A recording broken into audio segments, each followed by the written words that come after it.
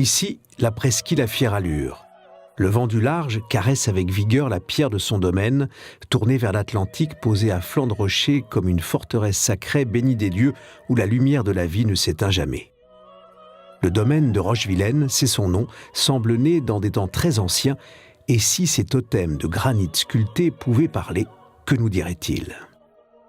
Il nous dirait qu'ici les marins faisaient escale par nuit de tempête, trouvant refuge dans ce domaine, dressé comme une sentinelle ou un phare imprenable, inaltérable, vivant pour l'éternité dans son rôle protecteur, balayant les embruns de ses messages de paix.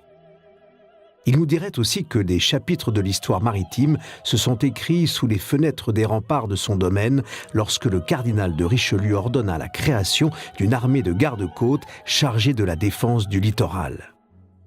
Oui, ce domaine de Rochevilaine est en France, en Bretagne sud, non loin de Vannes, à Penlanne, là où l'estuaire de la Vilaine constituait un point sensible, un point d'entrée dès le XVIIe siècle dans la rivière le long de laquelle se tenait la population.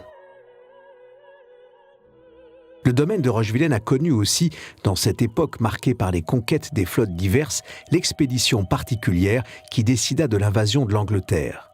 Une tragédie qui s'est soldée par l'échec, côté français, de la bataille navale des Cardinaux, en face du domaine. Plus tard dans l'histoire, d'autres conquérants, marchands d'épices ou aventuriers au long cours, s'y sont donné rendez-vous, rêvant d'Amérique dont on disait que par grand vent, le départ de Rochevilaine permettait de rejoindre ces côtes du Nouveau Monde en un temps record. Rochevilaine est cette perle des marins, des amoureux de la mer et des grands espaces dans lesquels règne toujours une plénitude, un art de vivre entre rêverie et bien-être, là où le temps s'écoule sans avoir conscience que les aiguilles du cadran tournent en marquant les heures.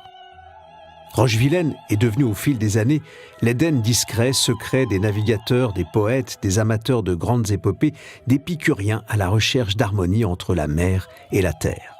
Rochevilaine est abritée par l'ombre de sa sculpture géante à la pointe de son domaine, représentant un capitaine Nemo, l'œil vif, pointant l'horizon, veillant jour et nuit sur la tranquillité des visiteurs de passage.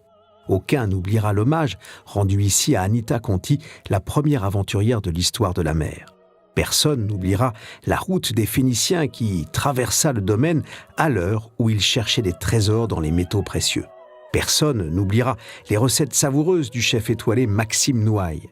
Personne n'oubliera non plus ce que Bertrand Jacquet, son propriétaire, fait pour que l'histoire demeure intacte et continue d'être vécue par chacun comme une renaissance.